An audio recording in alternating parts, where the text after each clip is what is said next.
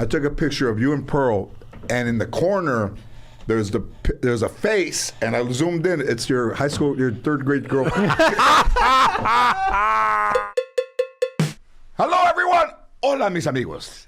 You're listening to Oh My God, Hi, Hijo de Dios. Hola. With me, George Lopez, porque ¿sabes qué? Let's do the show, porque I got a lot of things to do. I gotta go to that dry cleaner ahí. My kid fell, se pegó la cabeza. I gotta go get some Neosporin Paul. You know what George is? Oh, I'm sure he's around here somewhere. What's his name? George? Lopez. George Lopez. Oh my God! OMG. OMG! Hi! Oh my God, hi!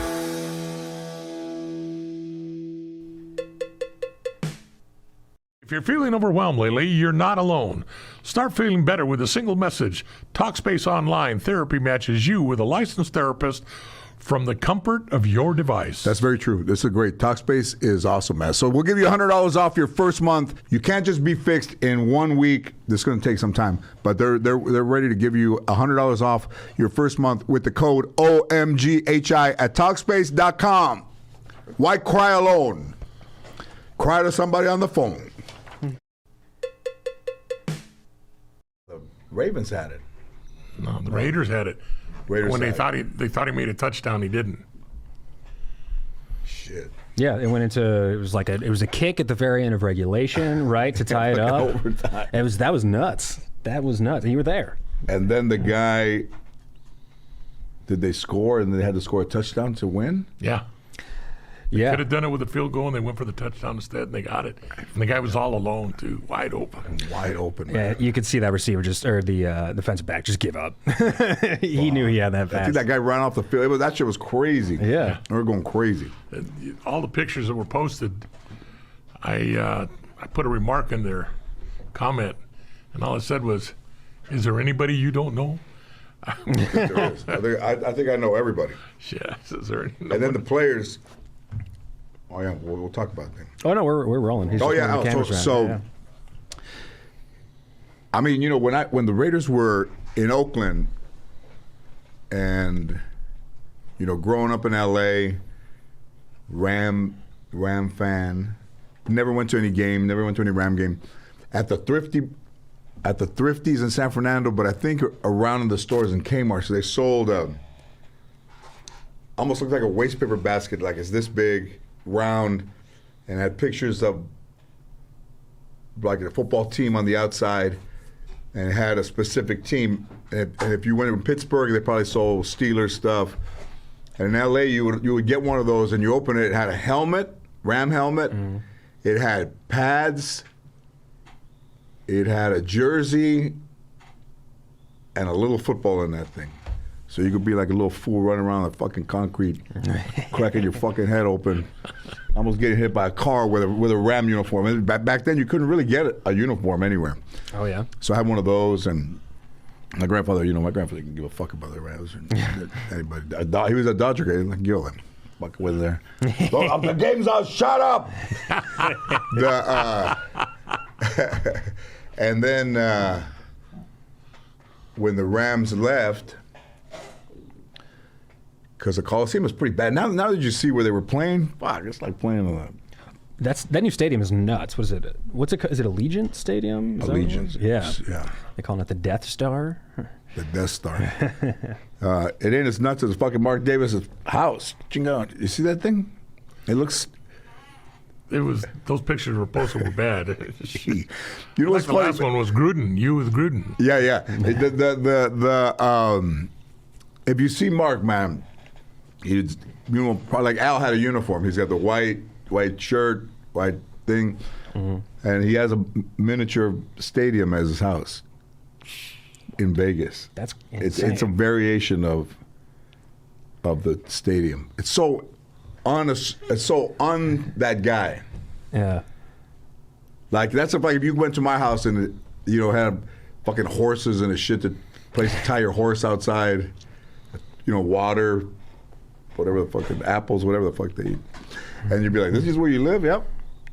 I didn't know you were a cowboy. I'd keep that side private.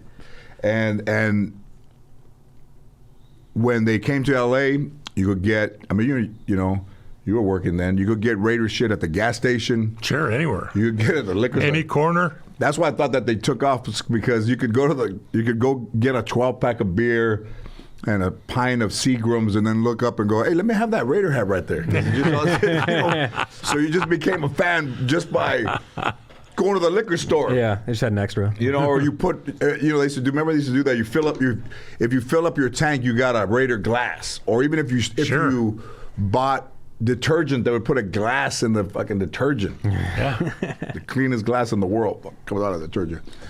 So Coliseum probably still the same. I think they added a press box, but it's big, and I mean I went in there old and fucking seats are all uncomfortable. I went in there when the Jets played the Raiders. Mark Gastineau was playing.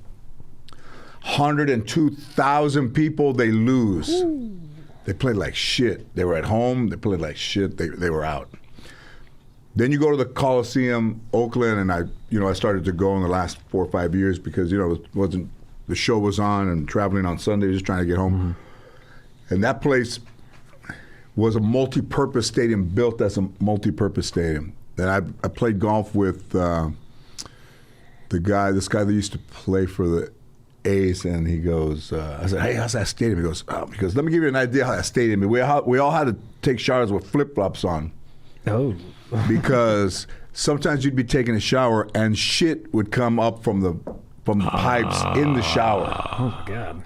So imagine all these dudes running out with their flip-flops on, slipping on the water, knocking, falling down. And with the towel on. It was nasty. That's cool, man. I'd go home sweaty. Right? Yeah. He said, man, this is not the fucking place to play. They would move shit in, and then they put the tarp over those things, and and you see this stadium.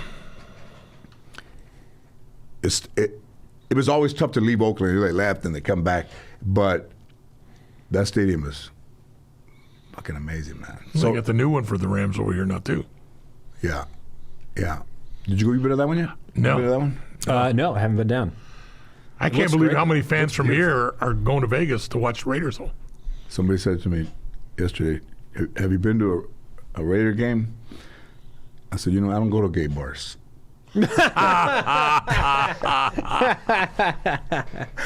Oh man! They said, "I don't know you're a Raider fan." I said, "I'm so much of a fan. My hair is silver and black, man."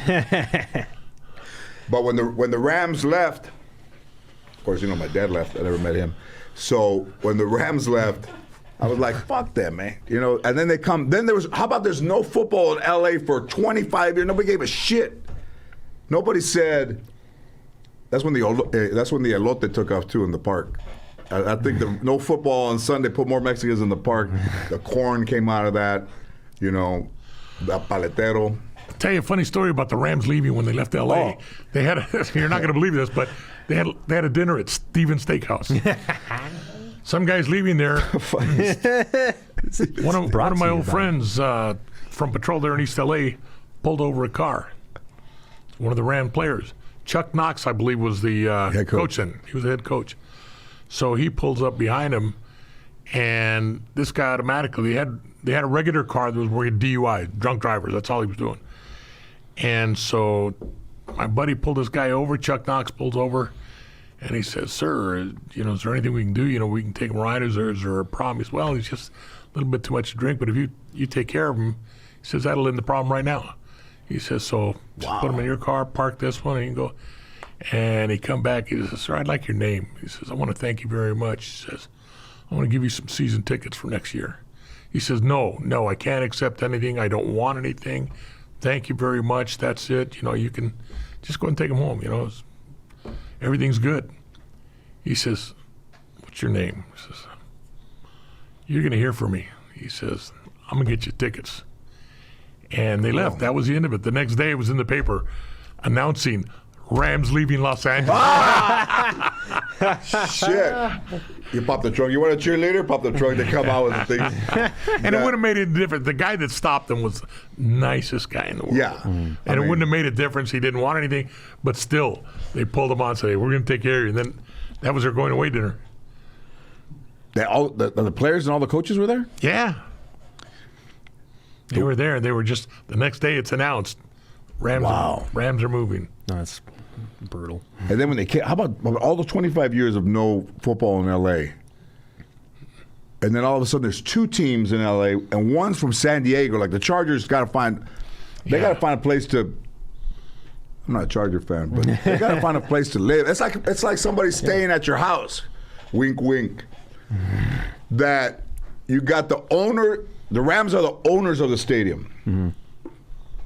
And the Chargers are just staying there until they get their. What did my cousins say one time? You know, he went over there when I was out of town, and my grandmother was alive. He fixed the faucet. You know, these motherfuckers always do come over. I bought you some pan dulce, Grandma. You did? Can I stay here? Yeah, come on. Fucking guy, fucking 5 DUI motherfucker. And I come home and he's in the house. And I said to her, Grandma, what's Bobby doing here? Oh, he's going to stay here. Well, stay here what? He fixed the sink, he's going to stay here. I said, let's see how this goes. Because he's not drinking anymore. That motherfucker, you wake up in the morning, he'd be without his shirt on, with his feet up on the couch, boxers. Fucking grandma there, man. Yeah. So I was like, hey, how long you gonna be here? Just I get my feet on the ground. Yeah, well, how about fucking taking him off the couch and putting some fucking socks on and some clothes? Maybe that'll help you go out there and find a job. And he wasn't supposed to be drinking. So, you know, he was good for like, I forgot how long he was there, like a month. And then on a Sunday, car comes around the cul-de-sac.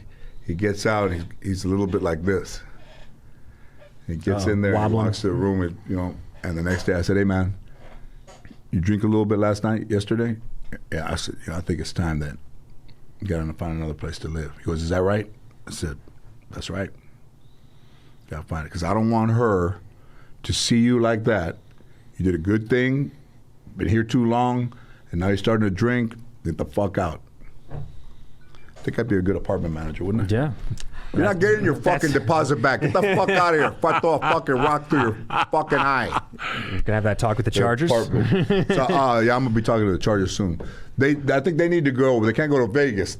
Hey, maybe they should go to fucking Oakland. Yeah. The same uniform. You don't even have the home and away. Just wear whatever you wear to the fucking game. Just put your helmets on. You don't even have to wear a uniform. Just bring some flip-flops. Let that fucker running around. You won't even have a TV contract. We could just put it on Instagram. but you know, they're not the. So that they, you know, they're like renting.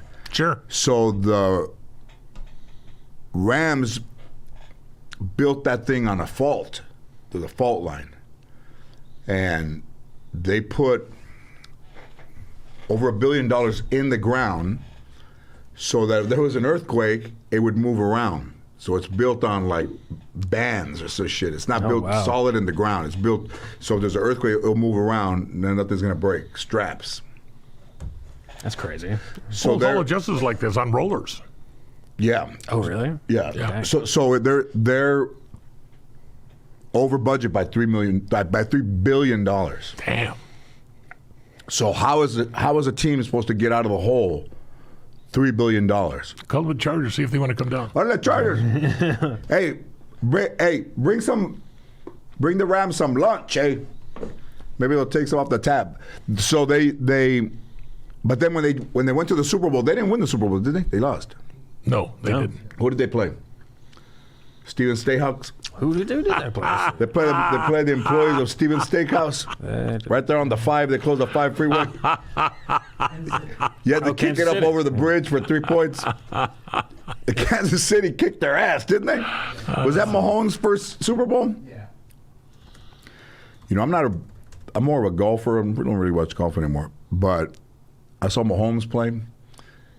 And first of all, when you see those dudes, they're fucking huge, man. Like, even him, the quarterback, he was walking, we're like, is that him? So that game, I said, let's see if he's as good as they say. Man, that dude's like, takes 2 steps back, they're like 60 yards, but just like that. And you're like, man, that dude's out of his mind. It's unreal. Watching him play. The throw he had in the Super Bowl where he was diving, he was like horizontal, and he still threw a perfect pass. And the receiver dropped it. Like, if he had caught that would have been one of the most insane Super Bowl completions of all time. So it's tough, man. Like when the Rams went to the Super Bowl, The profile was high. Then they didn't win, but they still went to the Super Bowl. And instead of going like this, they've gone kind of like that. Merchandise and all that stuff. So, they didn't play very well either in the Super Bowl. That helps. I mean, if you play well and you lose, like that Rams and Tennessee Titans, that time the last play was the guy, they got him down on the 1 yard line. And that was just a great game, right? That was a great game. Yeah. And it helped both teams. But this way, if you play bad now, because of all the attention everybody's getting, you go like that. You know, and you know, the Rams, I think, what does the helmet look like? A Verga? Like the Ram?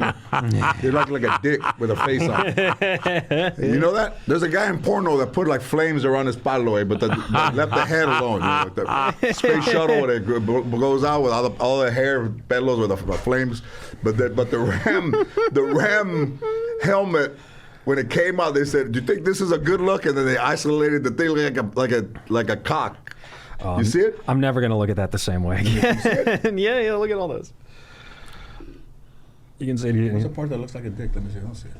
Just the whole, like the little swoopy, I don't know. You see it, Gil? Here. It's like when they give you that test to see if you're a fucking local and you make it look. Oh, right there. I didn't even know that this was the new logo. No, right there. Come on. Yeah, right there. The fucking Which one? John Holmes right there. Watch out. Look at right there. Which one? With the actual ram face. Come on, man. Nobody could check that. And then they're using the fucking logo for Channel 2 News as the LA. Yeah. Come on, you gotta take a look. You George, gotta show get us your the shit camera. together. Watch out.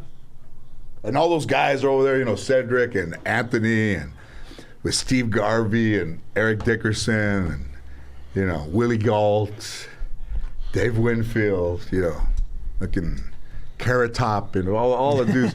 You go to the Raider game, you're there with fucking Tommy Smith with the black glove, 1968 Olympics. Yeah. Fucking dudes that already been in prison and got out, fucking cholos with a high voice. George, fucking George, I love you, George. They're fucking cholos who fucking they never raise their voice. George, fucking love you. What the fucking am I crying? Hey, fuck, I'm crying. Fucking George. Holding up their kid. Take my kid, eh? Bring it back the next home game. Fuck, I'm all right. It's and to know it's bad they left. You would not. You know, people marry for money, and you go, wow, this is a lot different than where you were. Even under the stadium, fucking Marshawn Lynch, when we played in Oakland, we were hanging out outside. He left. He took the BART home. He took that fucking. He took the train back to his house. You know, fucking Mark, you get out there, he got a bottle of Hennessy, he gets on the BART and takes off. They're like, that's a fucking dude. He's safe. Yeah, absolutely. They're the underground. When they come out of the locker room, they come down a little ramp. All the Ravens come out from the other side. The Raiders come down the ramp. Gruden, all have their own parking space, underground. All the players come out through there. That's just about as the most exciting place after a win, you know, first game, that there's ever been. That's where I saw all the guys, players came out, took pictures, but they'd stop and see me, and they'd go, oh, shit. Y'all get watched growing up. So, great. And, you know, Mark Davis out there, happy, man. Happy. I had some guy today saying, oh, shit. I had Spectrum come out. My Wi-Fi's been down for a few days. They come out to work on it. And they tell you got to show your ID when they get there to make sure, you know, it's legit. Yeah. So I pull out my ID. He says, you don't need to show me your ID. I know who you are. He says, I've seen you on the George Lopez podcast. He says, you're Gil. He says, and I saw the documentary. And while he's doing the work around my house, he's laughing. I said, what's so funny? He says, I'm listening to you laugh right now. I'm listening to the podcast while I work. So everybody knows George Lopez. I bet you when you fucking go back, your computer's gone while you're laughing. Your fucking headphone, a guy's stealing you blind. Probably took your reading glasses. I don't know about anybody that's still reading glasses. Yeah, he checked your ID, but did you check his ID? I got a headache with these fucking guys. I'm going to take them back to Gil's house. But yeah, those guys, it's cool when all those guys, you know, you can get sometimes, you know, a lot of the fucking cochinada channels for free. But I think that's gonna be in Oakland. It's good that they won, but you know, in one game, all the revenue, 65,000 people, hotels, the shows and all that stuff. It'll be pretty good. Well, it's going to be a big. They're going to be bigger there than they were in L.A. and because there's a bigger draw because it's Vegas. And Yeah. I did the groundbreaking. I don't know. Fucking pendejo. That's how old I am. I thought the stadium was going to be open, and I said, "Oh, it has a roof on it. Oh, that's right." Pendejo, fucking stupid. You think how can you play in there? It's be 120 degrees on a Sunday afternoon. So yeah. You go in there. This is how you know. It's probably 70 degrees in there. Like when old people walk in the mall because they're old and they can't walk in the heat. Mm-hmm. You go to the even if you don't like football, just buy a ticket and get the fuck out of the heat for 5 hours. Yeah. It's beautiful. Never seen this. It's at the top of the beginning of the fourth quarter. The lights go down, and then the ring around the thing goes Raiders, and then everybody in there, their wrist lit up because I guess if you went and bought a ticket, you got a band to get you in, and at the beginning of the fourth quarter, they activated that band, and everybody in there, it was flashing. Oh, that's sick. I said, I've seen the ankle fucker. You've seen the ankle flash. But never, the fucking cholo probably had it. I got mine right here. Fuck, I got two of them. But it's going to be wild, man. The MGM, not the owner of the Raiders, MGM Properties. Mm-hmm. I was in the MGM suite. They got 118 seats in the suite. They can't even in a single suite? And once they can't, the guy goes, we can't call it a suite. We got to call it like a villa complex. Got 118 seats. That's crazy. With a bar. So the game's over here, and I was watching it over here. That dude Jim Gray was the other reporter on the game. So this other guy comes up and he goes, you prefer to watch it right here than there? And I said, yeah, because there you're watching the whole field, and here you're watching the quarterback, the thing, replay. Yes, the action. And then toward the end, I went over there. But it's exciting, man. It's exciting. Oh, yeah. Was that yesterday? Throwing up an image. No, I think this is artist rendering. Do you have one from the groundbreaking? It looks just like that. God, that thing is insane. Yeah, I was looking up the stats. This guy was a capacity. And they had an anti-vaccination protest out there on the corner. 7 people. The fuck, I thought there would be more. They probably died. Yeah, Rest of them. there were 6 by the end of it. Yeah. So there were, but it's fun. It's fun. I don't know, man. The vaccination thing is wild because I don't. They're like our government, my choice or whatever, but they're not doing it to. Listen, they were standing on the corner, so they can obey mandates. You can't. If they didn't, they'd fucking stand in the street. They'd climb on cars. They don't do that because it's against the law. There's rules, and you see little kids holding signs, which is fine, but I think when you go to a football game and there's 65,000 people that are screaming for the Rams, I'm surprised the Rams didn't break up their protest. I mean, the Raiders. screaming for the Raiders, that the Raiders didn't break up their protest. That ain't even a protest. It's like a get-together. When your protesters come all in the same car, I think you got to regroup. Yeah. Go back out there. I'm just surprised. I'm glad there wasn't any violence or anything because, you think of that shit being out there. But it'll be fun. We'll have to go out there one. We'll have to get Steven's Steakhouse plane and fucking fly out. Yeah, there you go. I gotta wait to tell Jimmy how much he gets bashed. Steven Steakhouse. No, it's good though. He's getting plugs, baby. Do you have anything gluten-free in there? The chairs? Anything you want in that place. If it's sold out, he'll hang you from the rafters. What's the equivalent of that? Like a Morton's or? No, it's not that. Morton's not. Sizzler? No. Oh no. It's just a nice steakhouse, but it's not a Houston's. Morton's. It's not a. No, not Houston. TGI Friday? I don't know what that one I've never heard of. Oh, classic chain. Grew up in the Midwest. There were a lot of TGI Fridays. TGI like Applebee's. Applebee's. Yeah. Applebee's. No.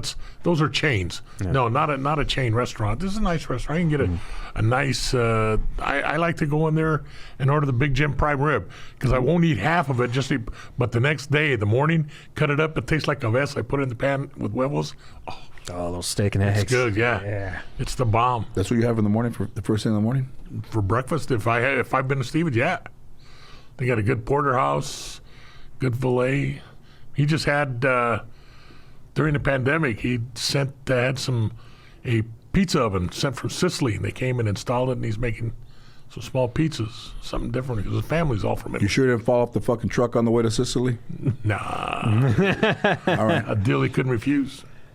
Hey, I'm just going to say, watch out, because you're going to have your heart done. They're probably going to do a scan of your heart.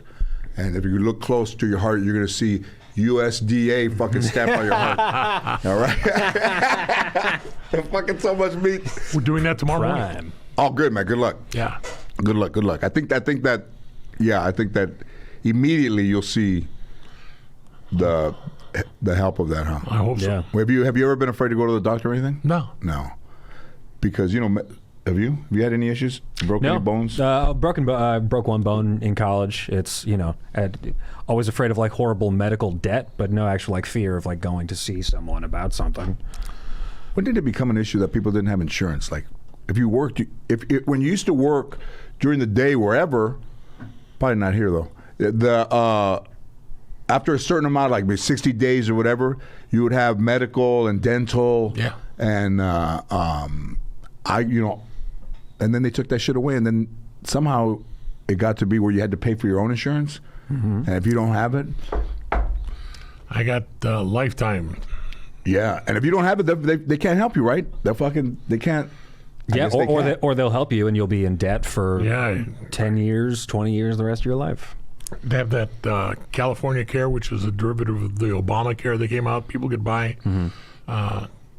But I've never been afraid of doctors or anything. Turn it into a game. They put you to sleep. It's always, okay, let me know when you're going to inject, because I want to see how far I can count Oh, yeah. before I go out. 90. How I've far do never you gotten get to 3. You know what? I might have been a drug addict in another life. I tell the dude, hey, give me half. Let me float around for a couple of minutes, because it's beautiful. So he gives me half, and you're floating around. It's like when you pee in the bed. At first it's warm, and then it gets cold. You're all like, oh, it's all hot, and then it gets cold. You're like, fuck. Eh. So half, and you're floating around, and then he's like, okay, enough. I said, all right. You sure? Count backwards. And that's what Michael Jackson was trying to use to sleep at his Propofol, house. yeah. And the good thing about that stuff is it puts you out, but when you wake up, you don't remember anything. You're gone. You don't remember anything of what they just did to you. I think Hopefully. when you had some Aaron's memories? got some memories back there. What happened? With a big boner or what? When you woke up No, I had. with a big vessel, you're like, oh, sorry, nurse. I had With a some. fucking Rams logo in your pants. I had some situation where like I got put under for a scope, and I woke up because I had like the muscles in my chest all relaxed. What Like did they usually do? you're tight, and or they tightened up. Either one, I think. I Oh, can't man. remember exactly. Yeah, it's been a while. And then I also woke up with the scope still down my throat. which Oh, is a shit. bummer. No way, man. Yeah. So Well, they didn't give you enough, or I guess not. they have to monitor you, Well, right? they didn't give me enough when they did my colonoscopy. I woke up in the mid. I didn't have anything down my throat. I had something up my ass. Oh! That's pretty good. Wake up with a thing in your culo. Hey, they send people home, man. If your culo ain't clean enough, man, they're like, hey, listen, man. They go in there and they check it out, and they're like, wake his ass up. Hey, you got culos. I put breath mints up there. Kiss him fresh. Gil we found 7 Tic Tacs in there. We thought he had kidney stones that were Tic Tacs. We like to say no big, but the truth is little things can really add up, and suppressing emotions only gets you so far. Okay, suppressing emotions, all right? When somebody has something that they want to tell you and it's in their mind and you know you want to say it, but you don't know how it's going to be received, this is what Talkspace is all about. Like, if they, when women say, just tell me what's on your mind.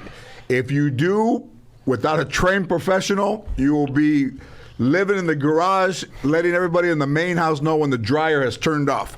So go to Talkspace, because they're ready to help you with that. That's why guys, I think, aren't as open, because we're not trained to say, if I'm going to say this, but I don't know if it's the right thing to say. Talkspace eliminates that stuff. So now you go in there and you're like, okay, I know I explained to my therapist what the issue is, and then they told me address it like this, which is usually way off of the way a normal person who hasn't been to Talkspace would do it.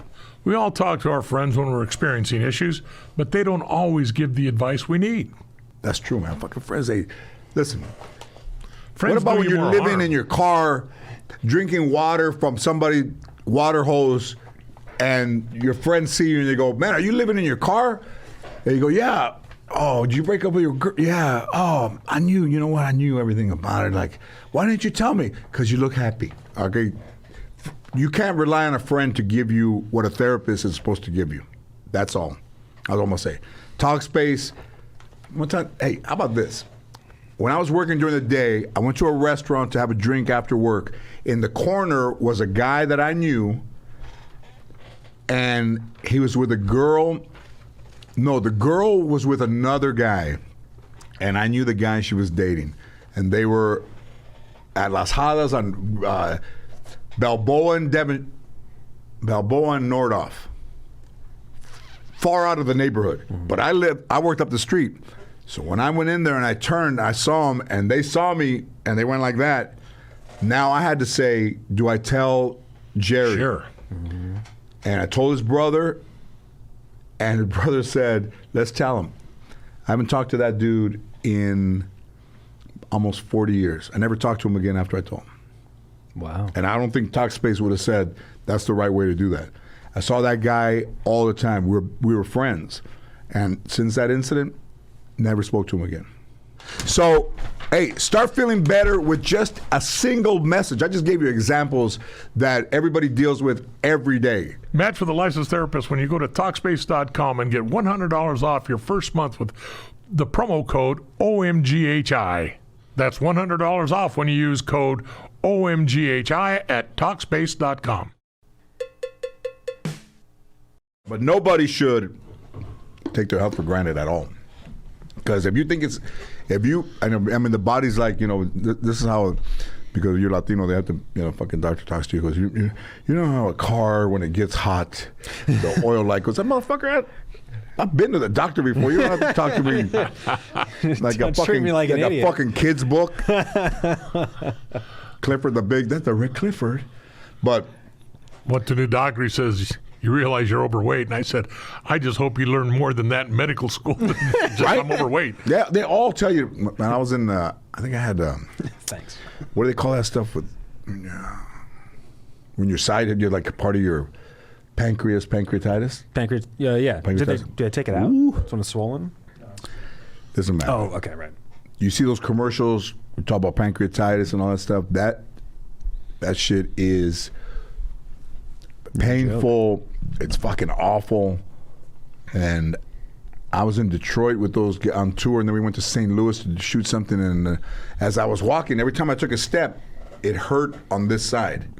And I was like, every time I took a step, so I jumped up and down. There's the Mexican doctor in me. I jumped up and down, and both times it hurt right there, because then you know your body.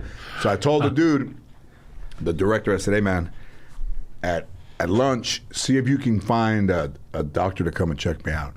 This doctor comes in there, and he goes, hey man, you gotta go to the hospital, man. I think you got pancreatitis. And I said, all right. So I was in there, fluids and whatever medicine, and it went away and never went back. But there's people that live with that. It would be awful to live with. I've never had any. I got a high pain threshold, but I've never had any issues. Have with you ever had any of something that, like Aaron? that? Is That bothered shit, me. you don't want to. Yeah. Do you know what caused it or I think anything? it's bad diet, or somebody can have a bad diet. Sure. Or I think mine was fucking D.L. Hughley's drinking like fucking, what's the one with the fucking banana in the drink? Like an old, Some liquor with a banana? Yeah. Let me see. I'll find it. banana daiquiri. is it banana? No, an old fashioned. Oh, okay. What's an old fashioned? Old fashioned. There's no bananas in it though. Yeah, banana might be novel. I did have. Sugar and then more sugar. Old-fashioned, yeah, muddling sugar with bitters and water, adding whiskey, and then garnishing with an orange slice. That is the most common way to do it. So a lot of sugar. Yeah. And it's sugar and something your body can't process. Like I had a spinach salad and some sugar in there, and you're not processing it, and I only had it there. I don't know what I would do if I had to live with that shit 100% of the time. There's only once I thought my head was going to explode, and they found out I had. What was it? Your hat was too tight? Yeah, increased intracranial pressure, and they did a spinal tap, and I could hear it going into the stainless steel pan, the fluid, and it was just like getting a thermometer that was ready to burst, red on top, and it's like, and I could feel it going down, and I felt like Eddie Murphy and Trading Places. And I want to say it's a miracle, because my headache went away. It was just increased intracranial pressure with fluid buildup, and they never did find out why, because the pendejos at the hospital, by mistake, threw the fluid away. They didn't save it for analysis. They had taken me in there on emergency, and then they threw it away. So now that there's 1,000 things to watch, there's a documentary called Dr. Death on Discovery or History.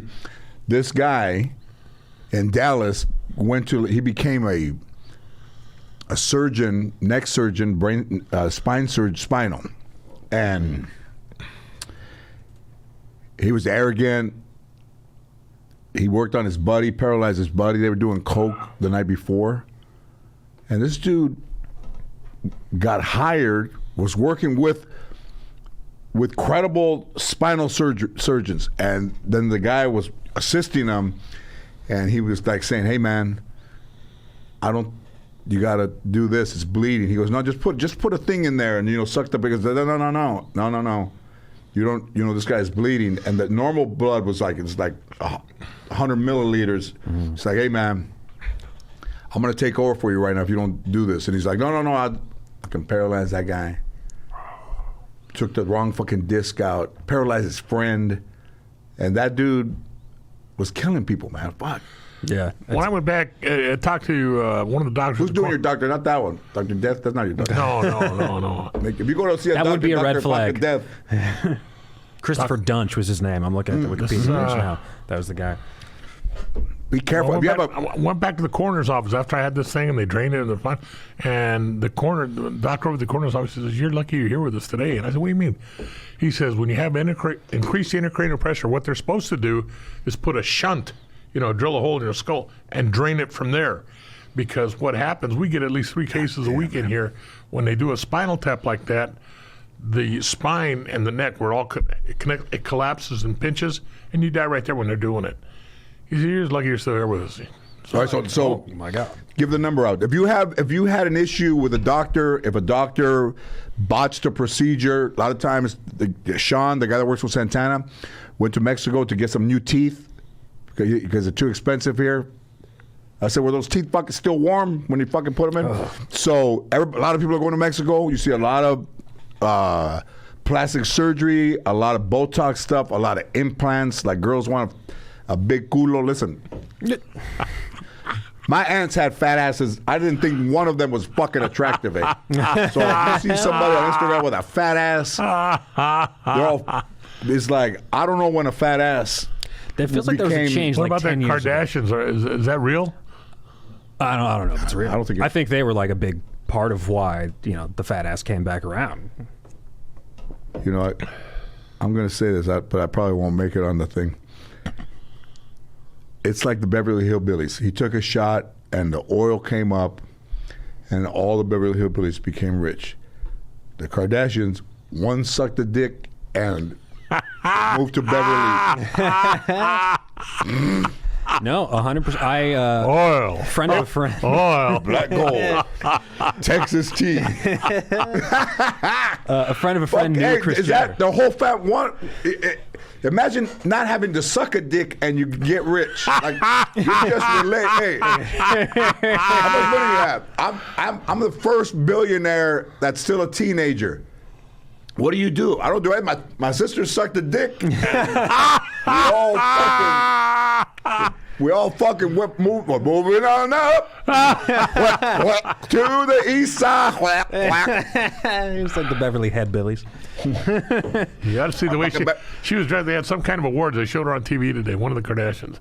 And they showed her. Or for the Met Gala stuff? Yeah. She Yeah, wear yeah, a fucking mask. She went full black. Black. You couldn't even see her face. Like, she nothing. looked like a shadow. It's hilarious.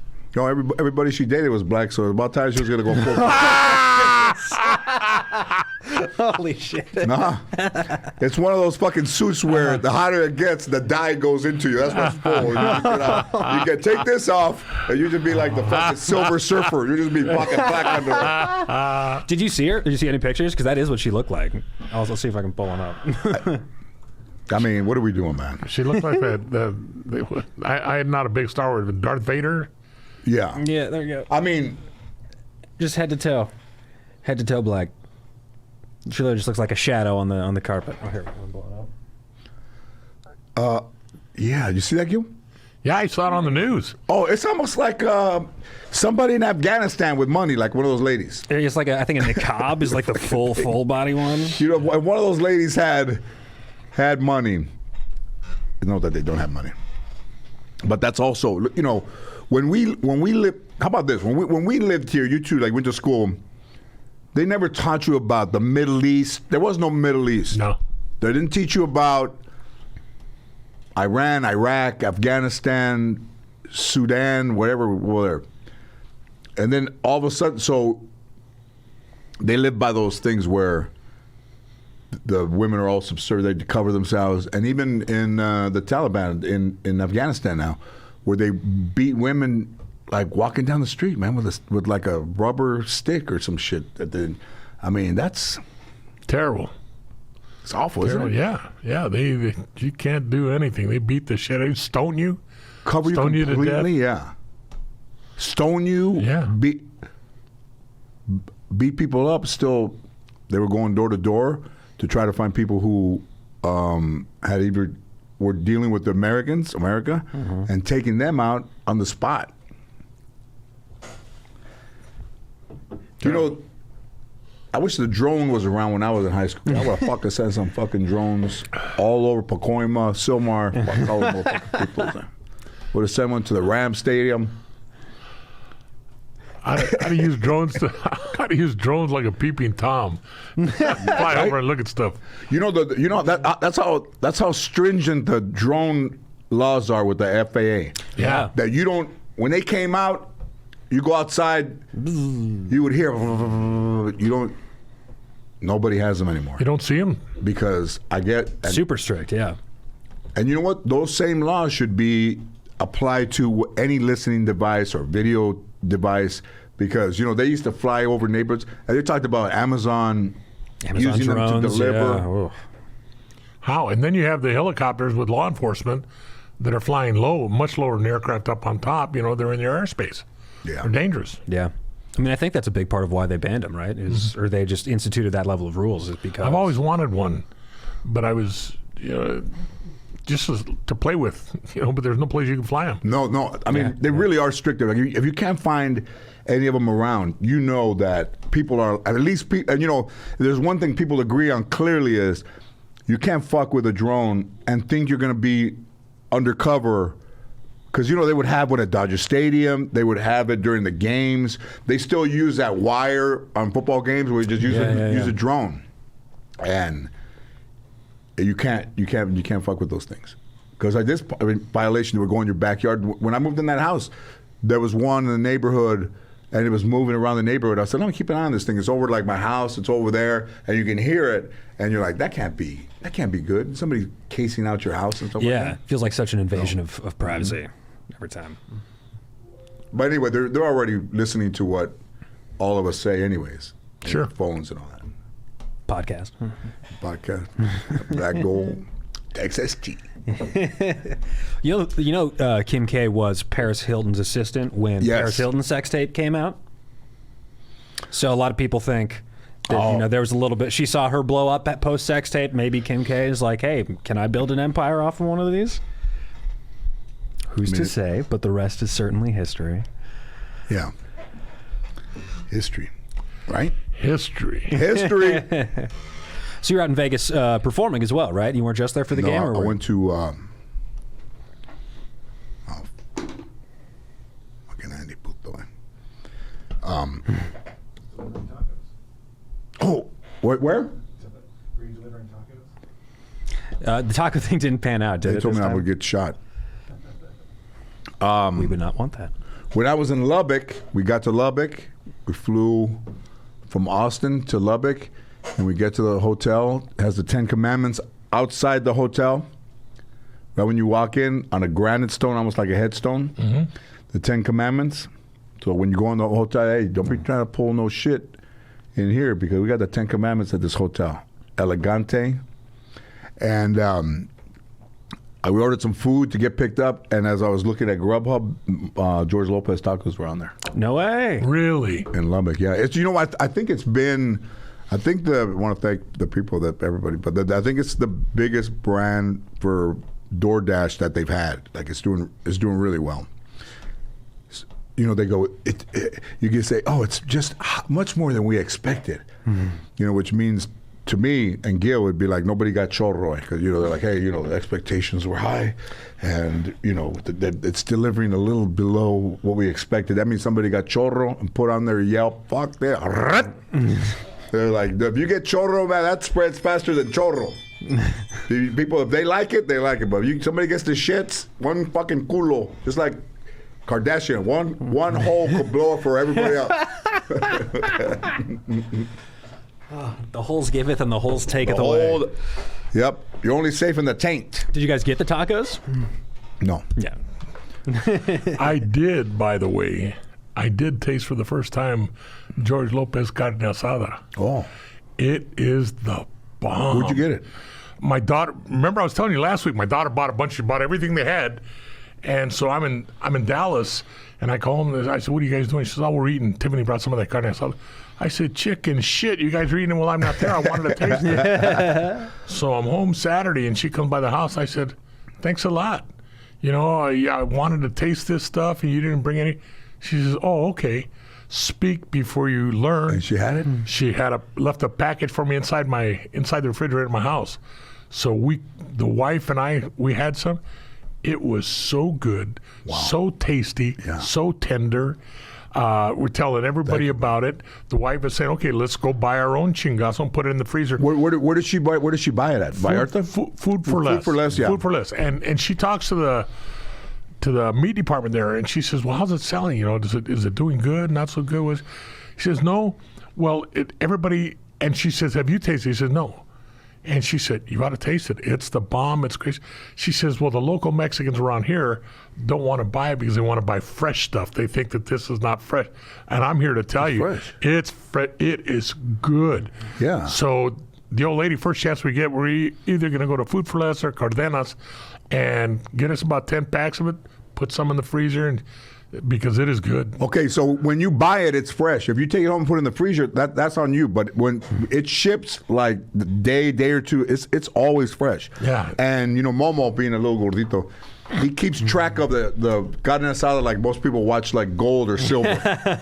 Because they would say, goals down. Momo just does that with carne asada. So he's like, where he goes, right now there's a carne asada shortage. And, the price is high, so people are they're debating what to buy. He goes, and that's why yours is taken up because when we put the deal together with the meat guys in San Diego, Levy Brothers, that those guys said, we want a better cut of meat for a lower price point. So you got a better cut, lower price point. So that when you buy it and you taste it like that, where you go, man, it's delicious and it's fresh. So, the Mexicans said, those guys, it's not. When do you think that meat got there? You just order it, they fucking the carne asada genie fucking delivers it. Pendejos cabrones. They think, this one in the pack is not fresh, and this one, we think that's been sitting there in the sun, in the light. And the marinade that it's in is everything. And the marinade, this is what we say, you can adjust it, you can use a lot of it, or you can take most of it away and have it more or less. And the pollo, the same thing. Delicious. Just I can't say enough about it. Thank you. The Scotty Cameron guys over there, the putter company in Carlsbad, they're all Latinos in there. And I sent them for Labor Day, carne asada, and he said, Everybody's grateful they cooked it up. It was great. I have a queue at my house. I'd pick up a case of it in a heartbeat, just to take, because I used to have a big, about as long as this table, a big plancha. You know, it was a, Yeah. Oh yeah. I had that with the steamers on the side, just like you'd see a real taquero out there. And the wife said, "You're crazy. What are you gonna do?" I said, "Well, I'm tired of paying $400 or $500 to get a taquero down here." I said, "I can do it myself." She said, "Yeah, but you know, what are you gonna do when the people?" I said, okay, so I'm not there. I'm behind the bar. I'm not out mingling with a bunch of people. Let them come and we talk, and I can be right there." But you know, so there's chicken. The chicken's good. The meat's good. So like that, like a better cut. You could buy more. Like you could probably buy for what you would pay for 2 pounds. You could probably get 3 packs of mine, which is almost like more than a couple pounds at a lower price. Yeah. And then you try it because everybody becomes a creature of a certain brand. Mm-hmm. You know, everybody, when Barack Obama was running for president, and then they asked me to go out there, try to help him, you know, in 2008. And what I found out there is that and this is everybody, buys a certain amount, buy soap, buy detergent, buy whatever you throw in the dryer, anything you buy, mayonnaise, mustard. Like we become creatures of habit. Like like there's a lot of wheat bread, there's a lot of bread. You'll buy the same bread, and then you buy the same kind of, you buy the same beer, you buy the same eggs, and you just become years and years of that. And the next thing you know, your fucking chest is tightening on the operating table. That's what happened to you? Well, it's not a commercial. I'm just here telling the truth. Thank you. It's great. Yeah, and one thing before we get off the ramp, if Roman Gabriel's out there, Toma. he's always my favorite player. Never met. This is one. You said you know everybody. I never met Roman Gabriel. So Roman Gabriel, if you're out there, you see this microphone right here? This is your spot. I would love to have you on the podcast, Roman Gabriel. I think he lives in Chatsworth out there, still around. My favorite Ram player, maybe my favorite football player. He's in Jim Plunkett now. And Plunkett, the old Raider. Yep. He's American Indian. Yep. Yeah, he's Indian. And not in the Football Hall of Fame. Played for Stanford, I believe. That's right. Tell me how Jim Kelly, Buffalo Bills, Marv Levy, Buffalo Bills, lose 4 Super Bowls, and both of them are in the Football Hall of Fame. Tell me how Tom Flores just got in. Look how long it took Tom Flores to get there. Hi. Yeah. Pinche Tom Flores could have done it when he was younger. He had a little thing. Number 31 at the over there. He was like 31. Like, Tom, you're not getting ice cream, cabrón. Yeah. Jim Plunkett is a gentleman, a supporter of football, a great guy, an amazing dude. Like, this dude is like, you know, he doesn't cuss, doesn't, you know. He was always a gentleman anytime I saw him on TV. And I think that he should be in the Hall of Fame. Sure. Because he won 2 and got his ass beat up at the Patriots early on. And John Madden said to me, it's fucking funny, man. John Madden's a Raider fucking coach. And we were doing the upfronts in New York in the early 2000 when my show was on, and they were in the elevator, and I got in with them. And I said, oh, hey, shit, what are the odds that you guys said, hey, what about Plunkett in the NFL? And Al Michaels was like, you know, yeah, okay, yeah, it's okay. And then John go, no, you know, he won late in his career, and then he got beat up a lot early on. I said, what the fuck? Doesn't that make it better? The fuck you mean? He's like, he didn't win early. What the fuck? Who wins early? He worked hard and improved. That Tom Brady, like listen. Tom Brady should be on top of the fucking. They should put a little room up there for just him, because what this motherfucker's doing at how was he? 43, 47? I think. Let's see. This dude, you see that? I didn't see the game. I didn't see the game Thursday. 44 now. He's 44 now. This dude is changing the way that football is looked at, because it's all about protecting him. Do you see it, Aaron? Yeah. Try not to fucking be sound so fucking excited. I'm gonna have to He's start like this. watching. You see it? He's like this. Yeah. No, it's nuts. He's I'm gonna won have to more start Super watching, Bowls paying than any attention more to franchise. if you're going to be talking about it because No. Listen, I don't even really watch football, but I watch. You know how I like to watch documentaries. I think the stories are compelling. Like this dude's 44 years old. He got a good front line. He went to when he left the Patriots, he was that team, but he felt like he was under the rule of Belichick, that he didn't really win on his own.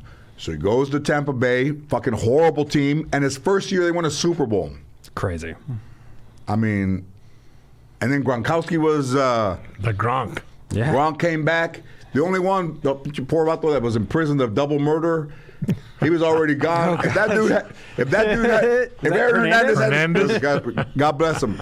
But if he hadn't, shot his friend and left his gum by his body, probably still be playing football, winning championships right now. Who the fuck shoots a dude and then throws the gum down? Right? With DNA, right. you guys didn't have DNA. You could have thrown a caca at the dude and rubbed it in the dude's hair, and they'd have never fucking caught you. Huh? The caca killer. The caca killer strikes again with little fucking caca with Tic Tacs in his hair from Gil Carrillo. Yeah, and I can't mess that. I wouldn't have got it because I don't mess with nobody's doo doo, not even my own. I think when you're hungover, the chicaca, I don't know what area that comes from, but it's heavier than the regular caca. A lot to unpack there. And I was hungover this last weekend. I got to tell you. You and me, man. I want to give a shout out to the guys from Dallas. You didn't even remember their names, Cabrón. Fucking shout out. Well, There's a lot of guys in Dallas. Most of the guys, but this was the chief. Chief Eddie Garcia, Chief Police for Dallas Police Department, George Aranda, Rocky, Jesus. They show you their badges? Because I think they just got you there. They got me there. I spoke. They got me drunk. The chief was there supporting his guys, at their conference for the Combined Law Enforcement Association of Texas. It was a great conference. They took care of me, but they got me drunker than a shithouse mouse on Wednesday. And on Thursday to prove that one day ain't good enough. Let's do it again on Thursday. Shit. How'd you wake up Thursday? Hungover? Yeah, I couldn't wait to get a drink. And then Hair of the dog. I had to get that. And when I talked to you on Friday, I was dying. Yeah, you said I got to get back. Everybody's trying to stay, but Yeah, after 2 nights of that, you might need some. hey, so what did you speak about? It was an overview of a serial killer. It was all about but only the real shit, the crime scenes and everything else. It was 3 or 4 hours on Night Stalker stuff. Can somebody get away with murder right now? Yeah, anybody can. Okay. Anybody can. If you believe in yourself. You think somebody could suck a dick and not get rich? Not if there's a video. Hey, so let's look at a crime. Like let's look at if it's let's say if it's in an apartment or a house, you usually have like some Ring cameras. You don't know if there's going to be any cameras around. Exactly. For one, if you don't go in the park or wherever, right? It doesn't appear that those killers and robbers and bad guys, they're not afraid of care. Yeah, they don't care about cameras anymore. And the guys that I spoke with at this conference, they were saying, we just can't imagine how tough it was for you back then solving this case, because today social media plays a big thing. These pendejos talk, they talk back and forth. So social media is out there. They got that. We now have DNA. We now have, it's easier to do listening, to do wiretaps than it was back then. You still have to write search warrants up, but there's a lot more tools You can get available to location data from phones, too, Sure. right? Yeah. Right. You get everything. Like in Chris Watts over there in Frederick, Colorado, the guy that he said that he was alone, but then his mistress, that girl that he was on the side, that made him feel like a man. Mm-hmm.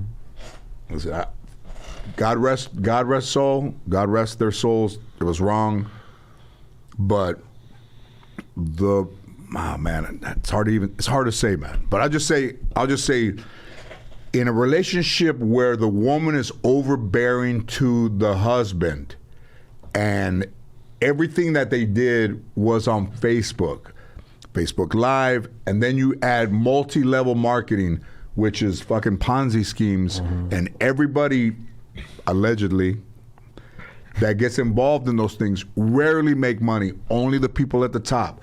They got those like Lululemon is amazing. Then they got like La La Lemon, fucking try to knock it off, and they send you shit, and it arrives torn and fucking ripped, and you're responsible for it. And then they have those parties like Tupperware parties. Like Tupperware, I think was I think so. Amway or Avon, and all that stuff was mid-level marketing, and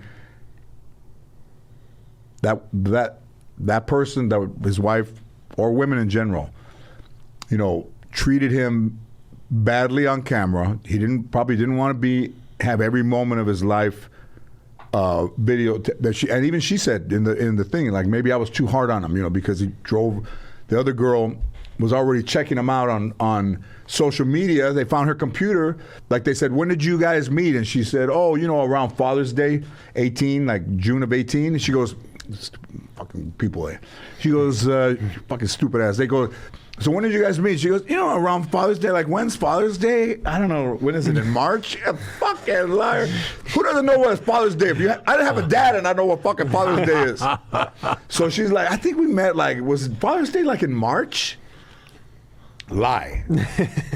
And then everybody knows that's my wife's birthday in March. I don't know what happened to her. Yeah. And then, you have one that's mean to you, and then one that's, throwing palo away, fucking getting it.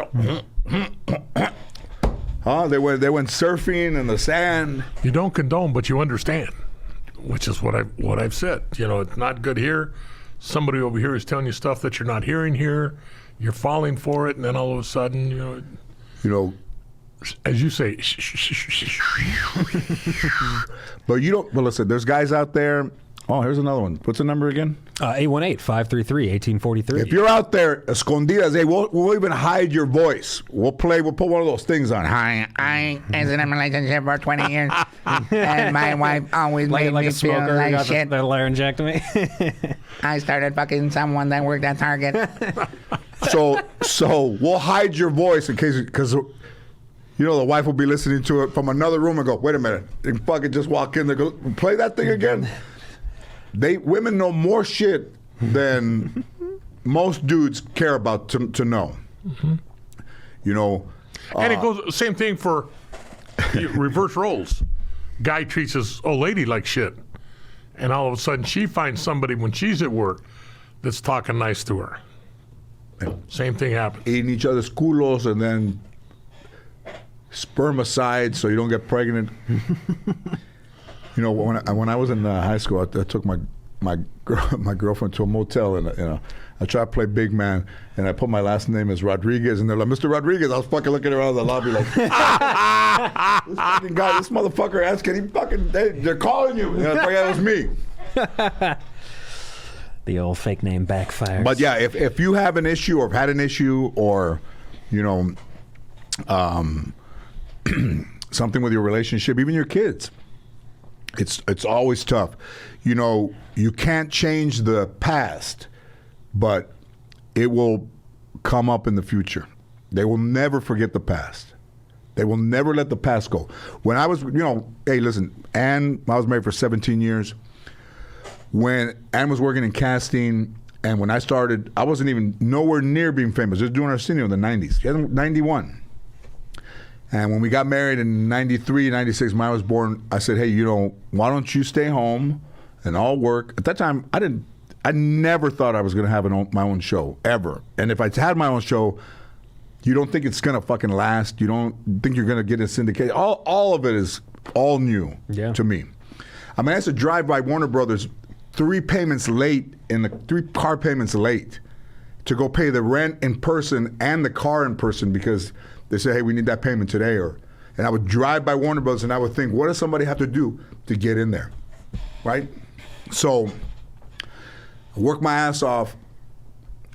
The minute I get divorced from both of them, I wasn't around. I was an absent father. I didn't spend enough time at home. And it's like, and of course, now everybody's getting fucking dementia. Didn't we say in 96 91, 93, that you would stay home and that I would work. And then in 2010, in some fucking high-ass office over there in Century City, it looks like I was an absentee father. And I wasn't. I was an absentee golfer. No. But you know, I had to work, man. I worked. What the fuck? Yeah. And it came back, and it makes you look like you were, but then they're living in a, you know, an affluent neighborhood.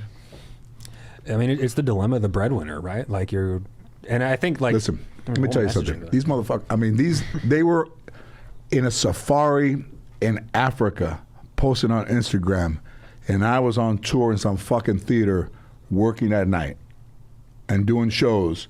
And those motherfuckers were sleeping in the fucking Serengeti. And I'm over at the Elegance Hotel with the fucking 10 Commandments in front of the door.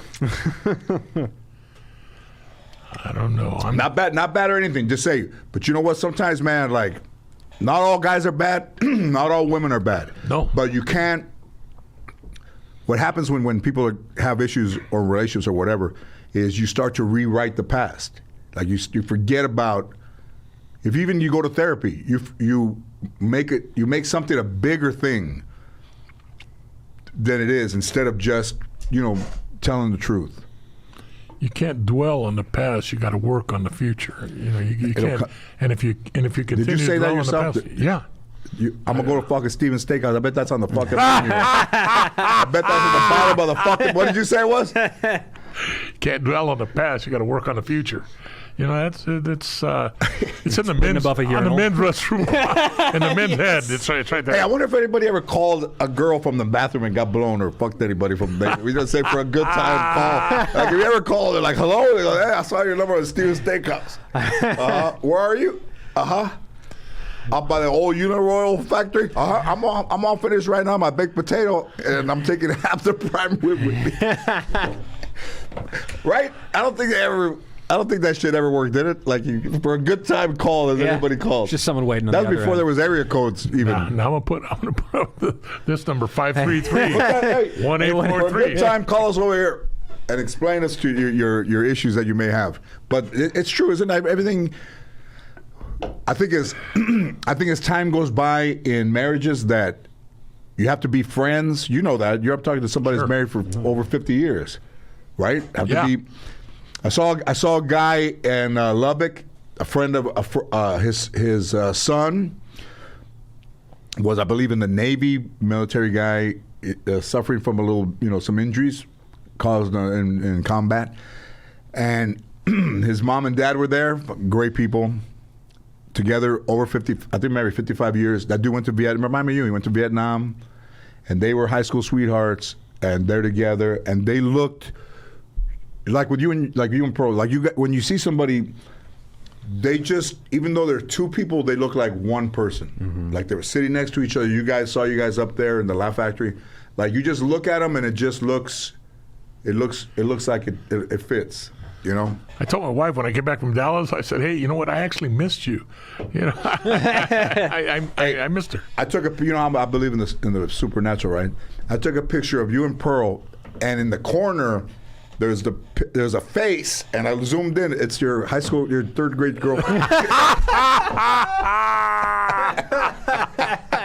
Like cabrón de la fucker like that. You know that could be me. If Anna Rivera is listening right now, she's no cabrón, déjalo. Cochina, It's ya old. déjalo. It's old. What year were you in third grade? 1911. Shit. 49. I was born in 49. Hey, they didn't even keep fucking numbers back then. So probably about 57, 58. What's your social security number like? Don't say that on the air. I was about to say it. Don't say that on He only has five. He only has five numbers. Yeah. Back then, there wasn't as many people on the earth. I still remember the number that I used when I went into the Army. Now they use Social Security number, but I remember when I went in, it was RA 188532008.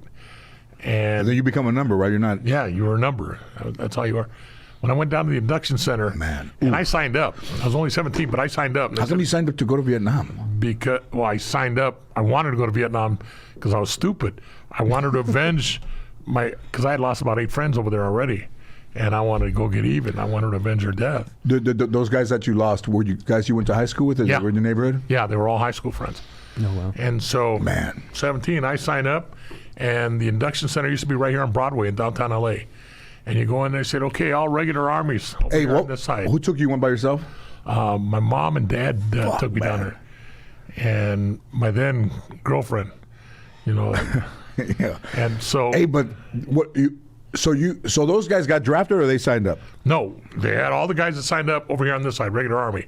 They had the rest of the guys that were all draftees. They said, count off by twos. Man. And everybody, 1, 2, 1, 2, 1, 2. Shit. And say, okay, all the ones right here. You're now members of the United States Army. All number twos. You're now members of the United States Marine Corps. Bam. And you see guys crying on this side. They didn't want to go. Whoa, what and, the? and that was it. I never heard that. That's They, crazy. they were drafted. So they took these dudes and they said, okay, count them off. 1, 2, 1, 2. 1, 2, 1, 1, 2. Yeah. And all the ones over here and all the twos over here, you're now in the Army, you're now in the Marine Corps.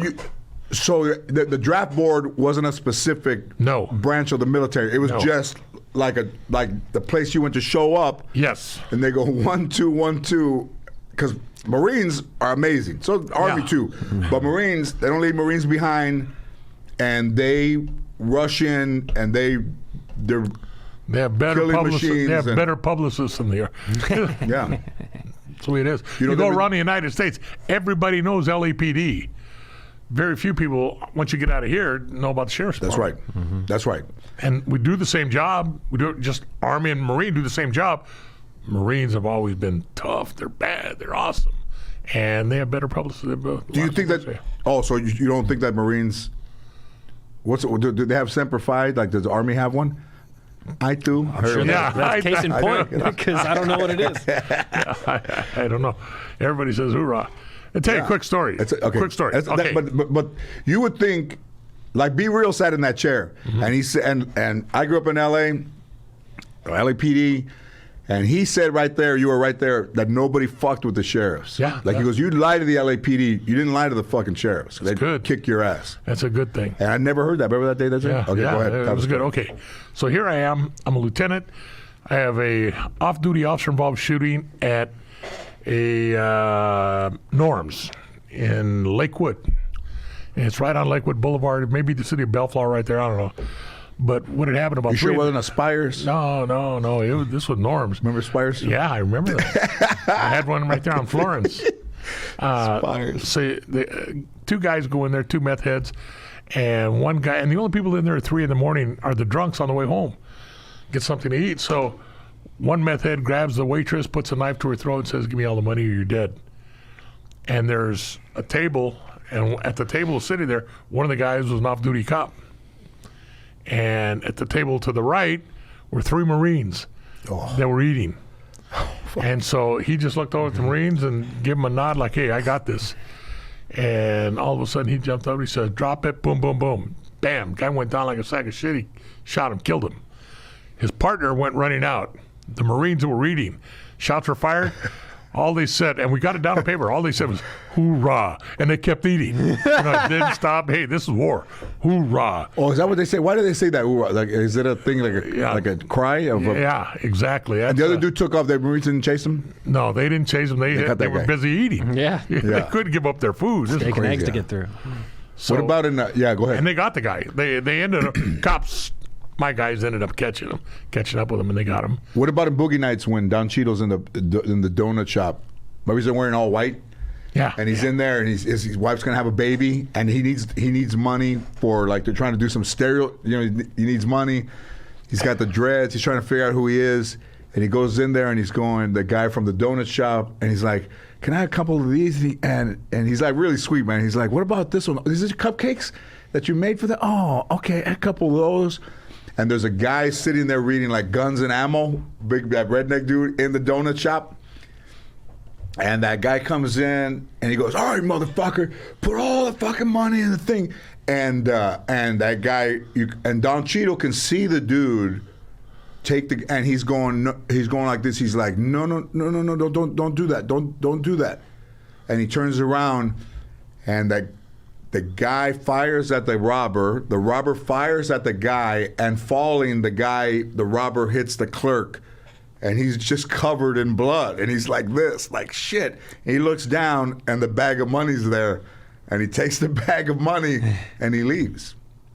At the end of the movie, he opens the stereo shop where he's rapping like the months, the month stereo like that. But that's crazy. And that's how fast it would happen, right? Yeah, Fucking it go in happened there, man, fast, happened good. I laughed. I couldn't stop laughing at the Marines. Hoorah. What is let's say like somebody, I think L.A. used to be bank robbery capital, right? What is a dude thinking like when somebody wants to rob a bank? They're already criminals, like probably lifetime criminals, right? Nobody's gonna rob a bank as their first crime. But back then, the money didn't explode with some ink or it. What protection did the bank have from robbery? Just the guard, the one guard. Now they have guard. Now they have no, but back then. Yeah, back then. That's all they had. There was the one fucking guard, right? Yeah, and silent alarms, and there wasn't much deterrent. And so back in the day, if you went in there and you gave the note, and they would go like this. If they did this, you were in a silent alarm, right? Yeah. And say everybody, usually 3 people, one's in the thing, got the guard, take the guard. One gets up, says, everybody put your hands up, put the money in the bag, they go around or whatever, they go to whatever. And if you don't hit it, everybody's got their hands up. Now when they run out, the money's not gonna explode. It's probably not numbered or anything, right? And they're gonna try, a lot of times they got away. L.A. was like the bank robbery capital of the world. So many banks, so little protection. Since that time, they've gone to exploding money, surveillance state, better security, plexiglass, around the They didn't even employees. have fucking cameras in there. Yeah, they didn't have anything, and so you have fewer bank robberies today than you did yesteryear. If somebody's how is somebody going to rob a bank now? Probably online, like through tap into something. Oh, sure. I don't even know. That's like wire fraud or stuff like that. Yeah, where somebody can get in there and they just like send money to somewhere else or some shit like that. I have no idea. I've never been in the bank business. No, but I mean, ATMs even ATMs you put your you're getting money and you can't look behind you at the same time. Yeah. Then they put that little. They've got like rearview mirrors. They put that little fucking rearview mirror there where you can see somebody, like a wider thing. You can see somebody, but people got fucking jacked like that too, man. Yeah. Go get money and go to a club 11:30, 1:30 in the morning. Go. They're just waiting for you. But now I think it's impossible to. You don't really see a lot of banks being robbed. Yeah. Well, what was the North Hollywood shootout? Oh, that was a big shootout. Crazy, and that was a bank that was robbery. big. Yeah, that wasn't was it? a bank robbery, and they were all dressed. They were dressed for war. It was a war. Head to toe body armor. Those guys. I remember that day. So they went in there, and that one dude shot himself. Right? He was taking fire. You could see him too. So they're all there. Was that North Hollywood right there? On probably Burbank, right down Burbank here where we are. It was North Hollywood shootout. Yep, the Burbank. There's a LAPD off the freeway at Burbank. Probably those guys. Those dudes went in there. They were firing, and shit. They were firing through fucking cars, man. They were using armor-piercing bullets. It was a great. Too bad so many people got hurt, but the LAPD did as good a job as anybody as they could have under the given circumstances. Their SWAT guys did a beautiful job in the end, catching the last guy. And I think that dude, if you see the video of that guy as he's walking, you can see his body like just puffs, like getting hit, right? So you can see him getting hit. They're firing on his ass. He had fucking a full head to toe armor. I'm surprised he didn't go down, even though it didn't penetrate. Right, because it's like getting punched. But and then I think he shot himself, man. I think he shot himself up here under.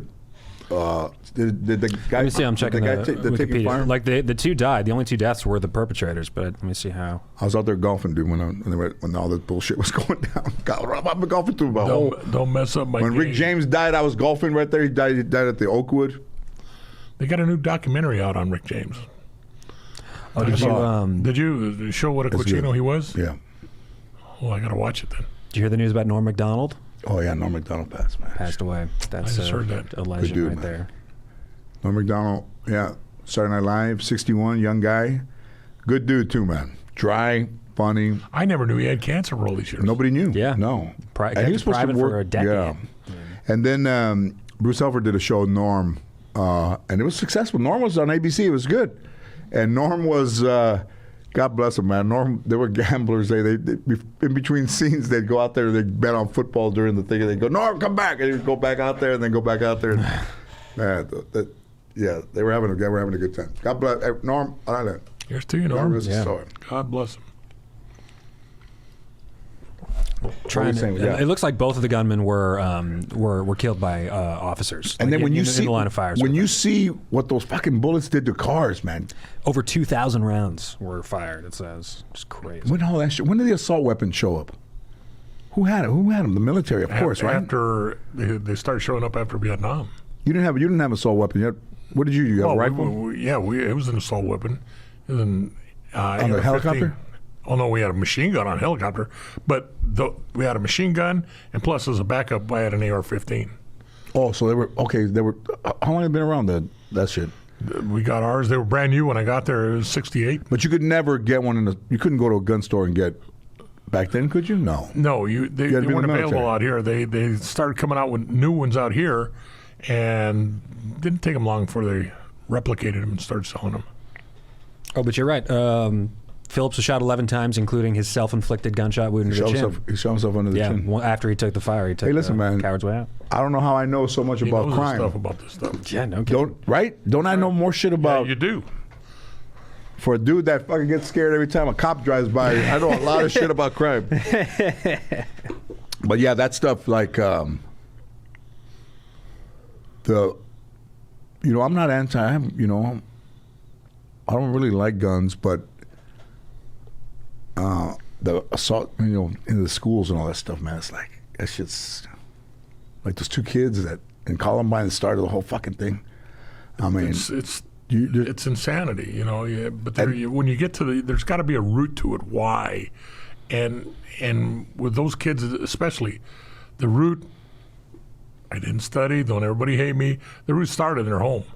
Mm-hmm. Their parents are responsible. They didn't know. And back when I was a kid, you get in trouble in school, you get your ass beat. And now, today, you get in trouble in school, and it's the school's fault. Right. They're not holding kids responsible. There's no ramifications for it. Jody's not going to get in trouble that bad. Okay, you're punished. No Xbox for the next week. Right. And so there's no consequences. Took away his electronics for a week. Yeah, there's no consequences. That'll teach him. Lack of respect. It's just a whole different world. When I was in high school, February of 1979, I got a DUI. I was working at the liquor store where I put the beef jerky in my culo. None of it was ever returned either. So, ladies, it's still as sweet and a fucking vintage culo I tell everybody that the sweetest cherries on earth. So I got a DUI. Fucking Ernie, the guy I was with, told I would have got out the next day and said, hey, I just went out. My grandfather didn't talk to me for a month. He'd walk by me in the hallway, and to me, it was painful because he was avoiding me, didn't want to talk to me, and now you take a kid's electronics away, they don't give a fuck. But back then, he wasn't my father, wasn't biological grandfather, but the fact that I lived in that house and the fact that he didn't talk to me or look at me for a month, it affected me. It affected, because it's like I would have never told him, hey, fuck. I never told him to go fuck himself. I never, we threatened to fight. One time he told me he was going to hit me, grab me by the chest. Fucking dude that worked in construction for 30 years. I'm like, you don't want the smoke. I don't want none of that. That dude has some fucking hands, and I had respect. Even though I was not a bad kid, but I was more afraid of what he was going to do than what I was going to do if it didn't go. Like, I wasn't trying to do anything behind his back, but however he raised me, with fear or whatever, I have respect for him. I wasn't running around doing shit in school. The other guys I went to school with, they would leave school during the day and go do home robberies, go fucking rob people's homes and come back to school and show the shit that they got. And I didn't go with them. And then two of those dudes, one dude died, and the one of them has probably been in prison for 40 fucking years. No shit. For robbery or something? Something murder else? and shit. Oh, sure. Yeah. But I wasn't gonna. I wasn't gonna. I didn't want that kind of life. I don't think I'd. All the guys on my block, they either went in the military or they ended up dead or in prison. Like they told you, huh? Yeah. It's like, hey, Best advice anybody gave me. like Muhammad Ali in Kentucky, somebody stole his bike, and he went to the police station and said, somebody stole my bike. I'm gonna kick his ass. I said, well, you should learn to fight. We're gonna kick somebody's ass. And down below in the police department, like they used to have a Hollenbeck, that boxing, that a guy that was there that was a fighter, police, and then Muhammad Ali goes in there, becomes a fighter, becomes the greatest of all time because he stole his bike. That's crazy. I didn't know that. Mm-hmm. Did he ever recover his bike? Never got his bike back. Then he came back from the Olympics with his medal, went to a diner in Louisville where he's from. They wouldn't let him sit at the counter, asked him to leave, took his fucking medal, went over to the bridge and threw it in the lake. Is that right? He said, what's this worth? Nothing. I come back, I'm a gold medalist, I can't sit in the restaurant, I can't eat in the restaurant. He said he threw it in. Like he did. Yeah. That's why, at the time, in 1969, that's why I wanted to go back to Vietnam, because I was in Georgia, and it was the same way. It was still segregated. Yeah. That's not the way I was brought up. I didn't want any part of it. I'd rather go back and fight than take my chance over there than live like this. Today on CNN, they were talking to the Secretary of State and grilling him about Afghanistan. So this thing goes on 20 years. And now this dude, because of Biden, is in the fucking hot seat for shit that every one of those legislators, senators, or House of Representatives, they knew what the fuck was going on. And this dude is sitting there, man, and he's got to be. I'm watching and thinking, like, they're beating this dude up for shit that they all voted for and shit that they all knew that was happening. And then that some other senator, I don't remember his name, said, were you interviewed? It's like the dude's like, were you interviewed by the FBI, sir? And he's like, were you interviewed by the FBI, sir? And he's like, I can talk to you, away from this about that. He goes, were you interviewed by the, he goes, and he's saying like, hey man, I'm not supposed to, you're not supposed to ask me that. I can't say, I'm not, were you, sir? Are you avoiding the question? It's like, motherfucker, hey, it's me. Yeah. What the fuck are you doing? You're putting me on, I'm not supposed to say. It's fucking FBI, it's fucking CIA shit. Were you? It's like, fucking. So it looks like he's avoiding the question, but he's not supposed to answer. So it's national security. It's a national security issue. And there you are. I think those fucking hearings should be held at Stephen's Steakhouse. There's a little baked potato. And they have crab over there or just steak? Yeah, they have crab. I'm going to go over it. That's what we're going to have. Crab, When we lobster. do the podcast anniversary, Yeah, exactly. we're going to go to Stephen's Steakhouse. There we go. That's looking to the future. Are we not done? The past right Are we there. good? You can wrap it up. You want to wrap it up? Let's do it. That's hour and a half. Yeah. Was it fun? Leave some voicemails. Tell us your medical stories, other stories. We want to hear it. 818-533-1843. Okay, here's something. This is gonna happen tomorrow. So yesterday, get an urgent email, and they asked me if I wanted to be in the final as a mentor to Gina Brion. She's a Puerto Rican. For America's America's Talent? Got America's Got Talent. I was a host during the Golden Buzzer time. Everybody watches it. So It's one of my favorite shows. yeah, so she says, they said to her, who are you, who are your mentors? So George Lopez. I knew she never met her before, but I knew it. They call me and they go, they want you to, be on stage with her. I said, well, do I have to do stand-up? And then they sent me a thing of David Spade and a girl going back and forth. But he was almost, like I'm putting her down a little bit. I didn't want to do that. So I go to the Raider game last night. Today, I called her at 11, and she said that they had the idea of, like, they play Lowrider, and she doesn't come out, but I come out, and then she comes out, and then, we do the thing, and they were like, they like that. And I said, well, how about, because she said, what do you think? And I said, how about this? How about we walk out, and I say to you, I've never seen anybody who's been more prepared to perform in the finals than you. I think you have it in the bag. She goes, yeah, but we come from like a superstitious, culture, you're never really sure, you're superstitious. I said, yeah, that's true. And I said, I found a penny, I don't think I have it. And she goes, it's good luck to like shave your head. And I said, I never heard that. I never heard it's good luck to shave your head. Yeah. She goes, yeah, it's good luck to shave your head. I said, well, are you going to shave your head? She goes, no, I want to shave your head. I said, this hair right here, you want to shave this hair? Get her a manscape. I'm going to have her use a manscape. We need the lawnmower 4.0. I'm going to let her shave my head on America's Got Talent. No way. Oh, shit. No way. Because I think that it'll go everywhere. It'll be viral. It's like the hair. Even at the Raider game, they're like, that fucking hair is like. So, Yeah. This, It's a good looking man. it's all coming off, man. Oh, baby. You should have her on the pod afterwards, either way. When are you going to tape this one? Tomorrow. So it'll air next week then? Or maybe it'll air tomorrow's. I'm not Wednesday, sure when yeah. it airs. It might air later It's this live. week. I don't know. Oh, it's live. They're doing live. Oh, then they're doing it live. Oh, fuck. Oh, drink it in then. I This is hope the I'm home. before. Do you know what time that airs? I'll see if I can look it up. How's this picture? Good. Come over here and let's get behind me and take a selfie. Beautiful. But don't be putting, Get in there. don't be fingering me like last week. Cochino. So that's why I can say right now, because next week when this is on, Yeah, so by the time this airs, that'll already be out. Very exciting. You guys are seeing the future in the past fucking right cousin now. Ed over here. Let me get on the other side. That light's in the way. Why don't let fucking Norman Rockwell? Why don't Got to get your good side. Yeah, that's good. The lights. my fucking head's huge. Beautiful. Maybe it'll make my head small. Look at that. Fantastic. That'll be fun. I think it's fun. That'll be great. Oh, I'll be excited to see that. Dang, God, Live. that's shocking to everybody. Right? I mean, shocking. Yeah. That's great. When do you start filming or does the show start your? The one with mine? Yeah. I think in November.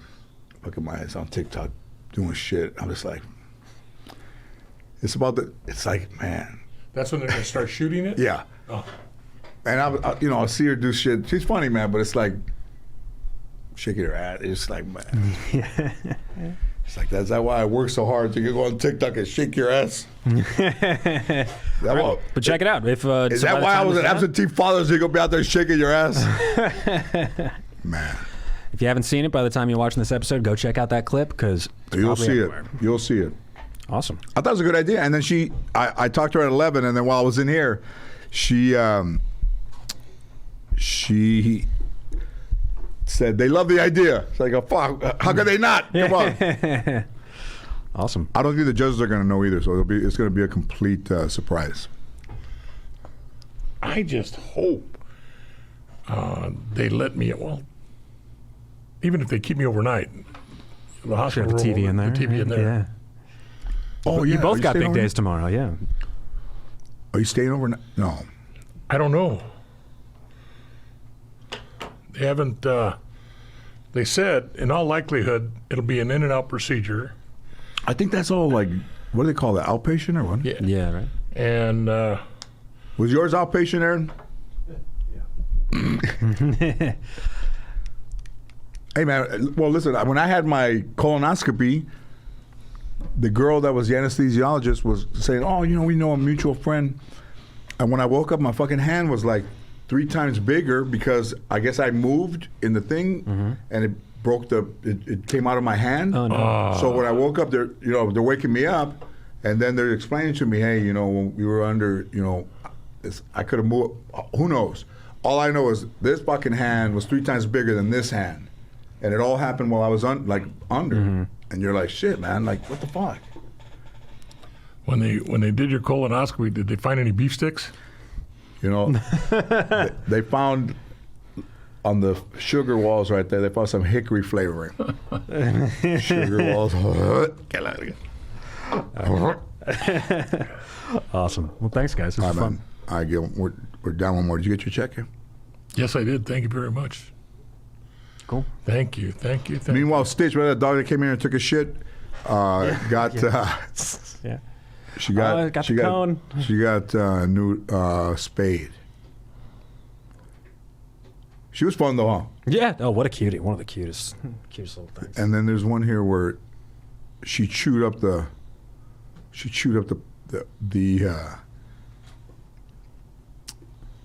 the pillow, like took the stuffing out of the pillow, and then Oh, yeah. Carolina was like, she was hiding, and then she, they know this dog's hilarious, man. She's like upside down in the thing, and like right there, like Oh, yeah. upside down, like upside down, like she knows she fucked up. Yeah. All that shit. How's your dog? Shards. My dog's doing great. My dog's on his back. All of them want you to rub his belly, rub his panza. He's got a cute little pen. It's like an octagon with blankets and his pillow in there. At night, all we do is unzip it before the Dodger game's over. Unzip it, let him, hey, go home. And he goes inside, zip it back up. That's where he sleeps. Where did you see? How did you see him again? How did I see him? He found us. He was a stray dog. And he just came by. Somebody had really treated him bad. He was skinny, ugly, skanky. Couldn't get next to him. My neighbor and myself both called animal control. They came down. And then they finally said, here's a leash. If you can get him, we'll come pick him up because nobody can get close to him. Mm-hmm. And I just told my wife, we can't let this dog be out there, without feeding him. So paper bowls first, water and food. And he'd come and he'd eat food. And he'd drink water, and then he'd go shit around the neighborhood. But it wasn't my dog, so I didn't care. And I wouldn't follow. And then he'd come back at night, and he'd sleep. He had a cozy little place. Oh, wow, man. And so he knew, huh? He knew. And I finally got to the point where I just let him come up, and he'd finally start eating out of my hand. And then he'd roll on his back so I could rub his belly. And so I finally took my car in for servicing. I called the wife up, and I said, okay, Death Squad will be there this afternoon. Oh, my God, and the she Death says, Squad. I said, what do you mean? I said, well, you wanted me to call animal control. They're just going to take him and kill him. Because she wasn't a big dog lover. Yeah, fuck. And so I came home, and when I got home, she had stainless steel bowls, stainless steel food, and a bed. And I said, I guess this means we get to keep the dog. And I had already run in the internet, local neighborhood, lost dog. He wasn't chipped or anything? No. Took him down, get him checked.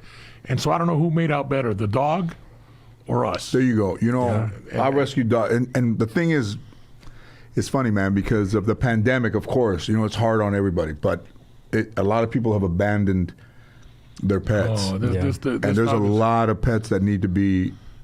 my wife loves, that's like her companion now. She's pissed off at me. She's got the dog right there. Right. Yeah. So don't buy any dogs, everybody. Just go out there and rescue a dog because they're good. I mean, they're good. Anything you find that you want to buy, they're out there. Unfortunately, the dog is the one that suffers. He's obedient. I think I've heard him bark maybe 4 times since February. He doesn't bark. Yeah. I fucking hate when dogs. Listen, that's what they do. Yeah. That would be like if my grandmother cooked and every time I said, "Fuck, you have to fucking cook every day." It's like that's what I do. Not right now. But they every time they bark, man, it fucking drives me crazy. He just and they're real quick. And the first time we heard him was some man was walking his Doberman Pinscher would have eaten my dog for lunch, but he walked in front of my yard and like the dog's out front with us, and all of a sudden he felt that dog was going to threaten his territory, so he started. And I said, "Fuck, get over here, dog! That dog will eat you, son." And I got him back. He barked just a couple of times. He barked when somebody was going to try and jump my fence and went after him. I said, "Get back over here, perro." Yeah. But he's looking out. Yeah. Which is what they do, man. Like listen. I've rescued enough dogs to know that. There's even a dog psychic like this lady. Cesar Millan. Like, hey, didn't Cesar Millan have a dog that killed Janet Jackson, Queen Latifah's dog? I don't know. Yeah. It's his dog. Oh. Alleged, let me say. And he had it off leash. And I don't know, a pit bull off leash, brother. I ain't trying to see a fucking pit bull off leash. Holy shit. Okay. Pit bull once owned by canine trader Cesar Millan mauled one of Queen Latifah's pets to death. And the reality TV star tried to cover up the attack by telling his staff to tell Latifah that her dog was hit by a car. So his dog attacked Latifah's dog, Queen Latifah's dog. And he's told his people, tell her it was hit by a car. That's worse than telling the truth, isn't it? That's right. I do believe he learned that from the barrio, the neighborhood. This is from this week. This is a fresh news. I thought this was a while ago. Wow. But I mean, damn. Does it hurt his brand? Yeah, it does. I think so. It's got to. Especially that's like we used to go eat and you try to put a fucking pelo or like a pube in there. You'd be like, hey, We don't have pubes in Steven's Steak. We're all fucking. All the employees are shaved. That one you fucking brought. All right, let's go. Awesome. Thanks, guys.